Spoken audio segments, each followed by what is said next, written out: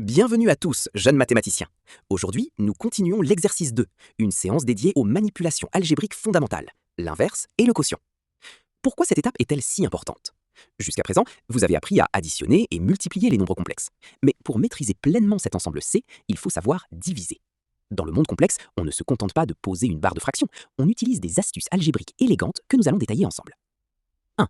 Comprendre l'inverse d'un nombre complexe. L'inverse d'un nombre complexe non nul, z égale a plus bi, est le nombre 1 sur z. Le défi ici est de transformer cette fraction pour qu'il n'y ait plus de partie imaginaire i au dénominateur. 2. Maîtriser le quotient. Le quotient de deux nombres complexes, z1 sur z2, n'est rien d'autre que la multiplication du premier par l'inverse du second. Mais avant de continuer, chers élèves, n'oubliez pas de vous abonner, de liker, de partager la vidéo et de laisser des commentaires. Pour regarder un exercice de bac sur les complexes, appuyez sur le lien en bas de l'écran. Allez, prenez une grande inspiration, votre plus beau brouillon, et balayez vers le haut. Nous allons transformer ces formules en véritables outils de précision. C'est parti pour l'action. Calculer l'inverse, z-1. L'objectif est de mettre le résultat sous la forme algébrique, a plus ib. Le problème ici est que le i est coincé au dénominateur. L'astuce incontournable du mathématicien est de multiplier le haut et le bas par le conjugué du dénominateur, ici 3 moins i. Pourquoi faisons-nous cela? Parce qu'au dénominateur, le produit a plus ib fois a moins ib donne toujours a carré plus b carré, ce qui fait disparaître l'unité imaginaire i. Ici, le bas devient 3 au carré plus 1 au carré égale 10. On se retrouve donc avec 3 moins i divisé par 10. En séparant la partie réelle et la partie imaginaire, on obtient 3 dixièmes moins 1 dixième de i. Et voilà, une forme algébrique parfaite et facile à manipuler.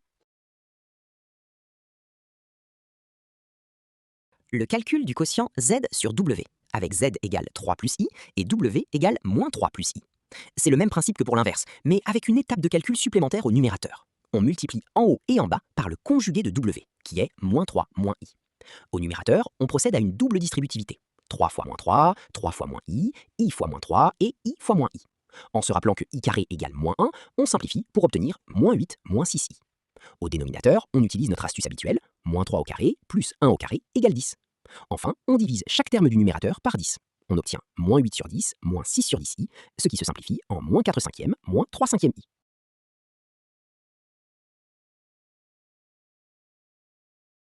Résumons les 4 techniques vitales à retenir pour vos révisions.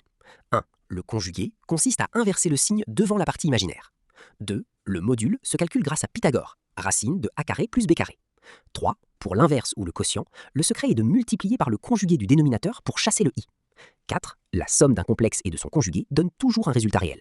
Vous avez été formidable aujourd'hui. Enregistrez bien ces méthodes, entraînez-vous régulièrement et vous deviendrez d'excellents mathématiciens. Continuez sur cette lancée.